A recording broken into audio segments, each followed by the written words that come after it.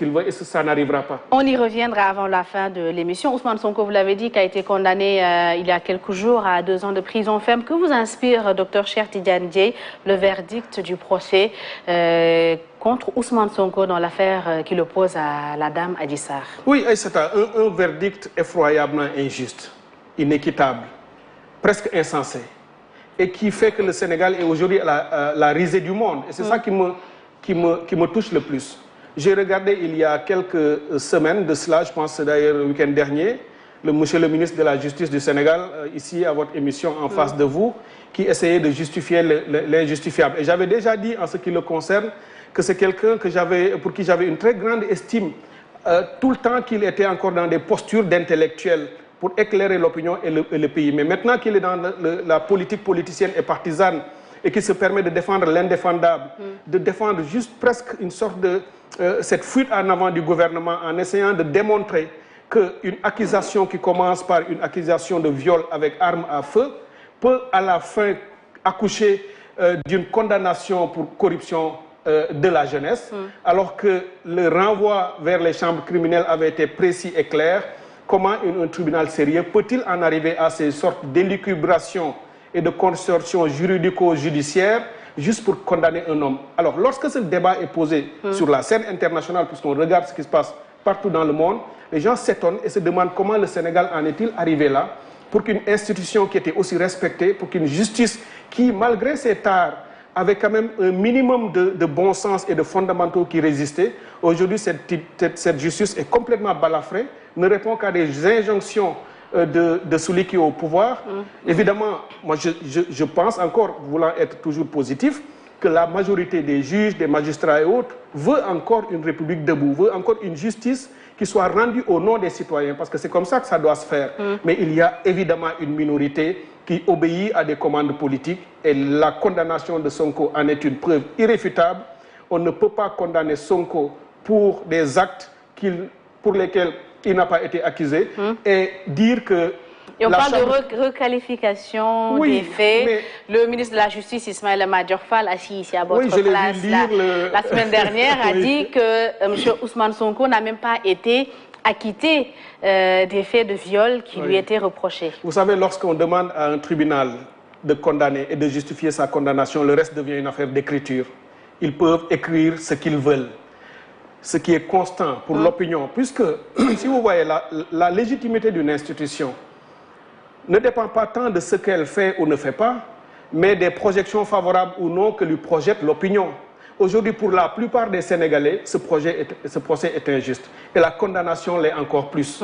Alors, si il a été accusé de viol et de menace de mort, et qu'à la fin, on vienne faire des contorsions pour dire corruption de la jeunesse, une accusation ou une condamnation qu'on n'a plus vue depuis Socrate dans l'Antiquité grecque, alors ça, c'est vraiment dommage, puisque... Mais qui existe quand même dans le code pénal. Oui, bien sûr, on peut prendre n'importe quoi. Vous savez pourquoi je parle souvent d'insécurité juridique et judiciaire? Je vous parle aujourd'hui. Demain, le ministre de l'Intérieur ou le ministre de la Justice du Sénégal peut estimer que mes propos ne lui plaisent pas, ou le président de la République. Il trouvera le moyen de dire allez le chercher, Cheikh Tidiane Dièye, amenez-le à une interrogation, déposez-le moi en prison. Nous sommes tous aujourd'hui victimes de cet arbitraire qui peut s'abattre sur nous, puisqu'on n'a plus la sécurité juridique et judiciaire. Si on peut, sur des éléments de langage, changer des choses, on dit qu'il n'est pas acquitté. Pour nous, pour l'opinion et pour les Sénégalais, Ousmane Sonko est acquitté des accusations de viol avec menace de mort. Est-ce qu'ils ont décidé de lui coller autre chose? Oui, pour des raisons politiques, parce qu'il fallait faire n'importe quoi pour l'accuser et pour l'écarter, et c'est ce qu'ils ont fait. La plaignante a quand même interjeté appel. Et on verra ce qui va se passer. De toute manière, il est évident pour nous que ce combat, on n'utilise que la justice comme bras armé pour assouvir des desseins politiques. Évidemment, le combat pour nous sera politique, puisqu'on n'attend plus rien de ce tribunal qui, de toute manière, peut-être qu'après l'appel, ils vont encore corser la condamnation. On en a vu dans l'accusation de diffamation contre un ministre de la République. Il avait été condamné en première instance sous une condamnation de 2 mois, mais après, on a vu, après l'appel, ce qui s'est passé. Donc, on n'attend pas autre chose. Ils sont dans leur logique, Maintenant, moi, ce que je dis simplement, c'est que c'est le pouvoir qui arrête le pouvoir dans une démocratie. Dans une démocratie, lorsque les barrières et les balises sont démantelées, lorsque plus rien ne retient les choses, c'est au peuple de se mobiliser et de faire face à Macky Sall, parce que c'est de lui qu'il s'agit. Macky Sall, en 2011-2012, on était ensemble dans la rue, tous les jours, lui et tous les membres de son parti, en face d'Abdoulaye Wade. Et on avait les mêmes messages et les mêmes revendications. Il disait que le combat contre Abdoulaye Wade se mènera dans la rue et qu'il fallait tout faire pour arrêter la dictature rampante d'Abdoulaye Wade.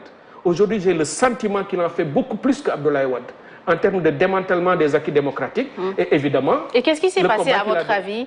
Qu'est-ce qui a changé entre-temps? Pourquoi le Macky Sall de 2011-2012 n'est plus le même?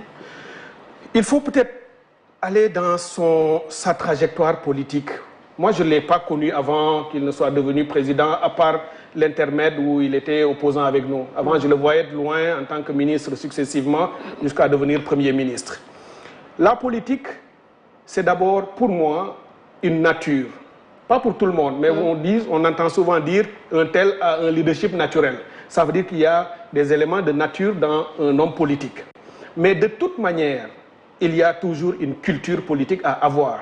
Et c'est cette culture politique qui détermine la trajectoire politique d'un individu. Cette trajectoire débouche sur ses postures. Ces postures sont toujours circonstancielles. En fonction des moments de l'histoire, il a des postures d'être favorable à ceci ou défavorable à cela. Et ces postures déterminent son discours politique.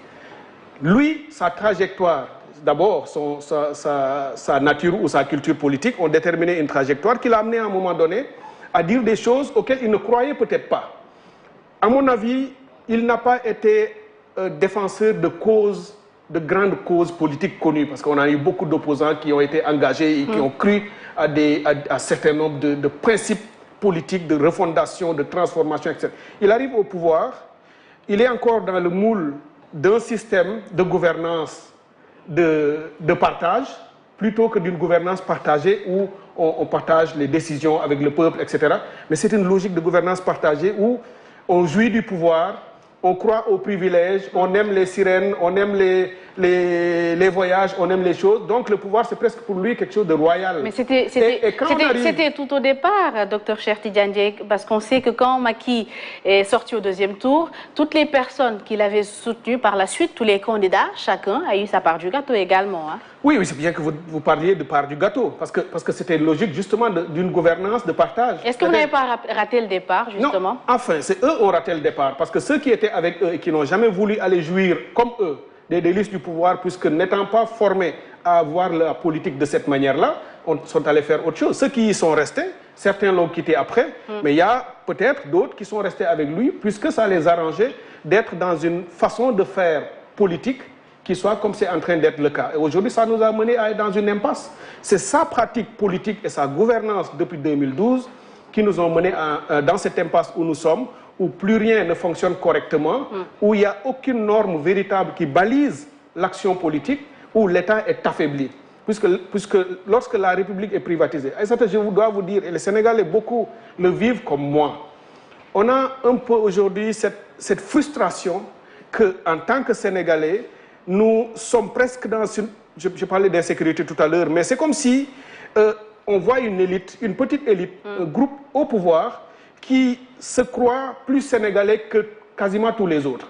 Et lorsque vous arrivez à un pays où vous avez ce sentiment, malgré ce que vous avez fait dans le passé, et beaucoup de Sénégalais le voient comme ça devient quelque chose de très très pénible, et c'est un facteur ou une raison pour tous les Sénégalais, les démocrates, les citoyens, les patriotes, ceux qui croient vraiment au changement, une raison suffisante pour se mobiliser, pour faire face, puisque je l'avais dit, le pouvoir arrête le pouvoir et il n'y a pas un pouvoir étatique suffisamment fort pour faire face à un pouvoir d'un peuple lorsque ce peuple sort, lorsqu'il est déterminé à sauver sa patrie, à sauver sa démocratie et